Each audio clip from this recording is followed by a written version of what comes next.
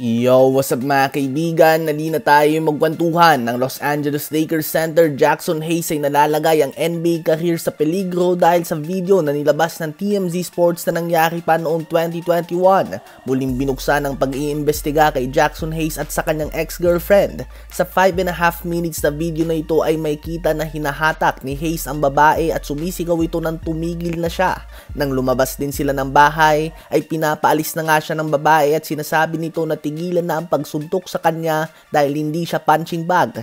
Makikita din nga sa video na nilabas ng TMZ na dinurahan ni Jaxson Hayes ang babae. Lumaban na din nga noon sa mga pulis si Jaxson Hayes, so hindi nga ito ang unang problema niya sa ganitong bagay. Dahil dito ay muling iniimbestigahan ng NBA si Hayes. Posible siyang bigyan ng suspension at hindi din nakakagulat kung alisin nga siya ng Lakers sa team dahil sa mga brands na nagtitreten na alisin ang kanilang sponsor kung susuportahan pa din nila ang tulad ni Hayes na nakitang may ginagawang hindi masama sa dati niyang girlfriend. Sa ngayon ay wala pang nilalabas sa statement ang center ng Lakers at ang Lakers team mismo. So far si Jaxson Hayes ay nag-average nga ng mahigit 15 minutes per game para sa Lakers. So dissenting playing time nga nilalaro niya mga kaibigan bilang backup center. Kung sakaling nga mapalis siya sa team na ito, malaking kawalan din nga ito sa Lakers mga kaibigan. Ano ba masasabi niyo tungkol dito? Tinalo naman ng Detroit Pistons ang Brooklyn Nets sa score na 106-92. 19.6 rebounds, 5 assists si Cade Cunningham. 18 points si Malik Beasley, 18.6 assists din si Tobias Harris,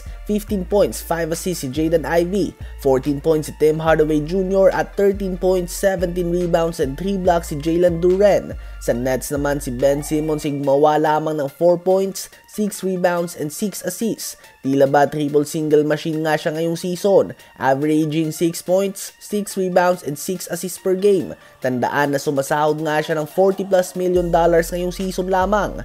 Panalo naman ng Atlanta Hawks laban sa New Orleans Pelicans sa score na 126-111. Solid 29 points, 9 rebounds, 8 assists, 2 steals, and 2 blocks si Jalen Johnson.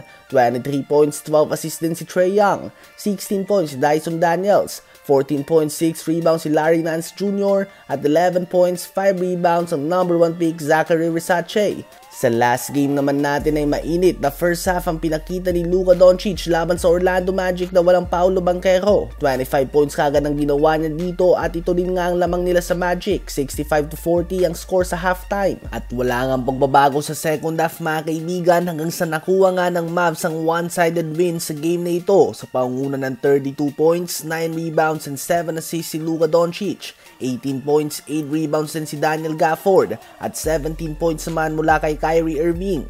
Ang Dallas Mavericks ay aabante na sa record na 4 wins and 2 losses.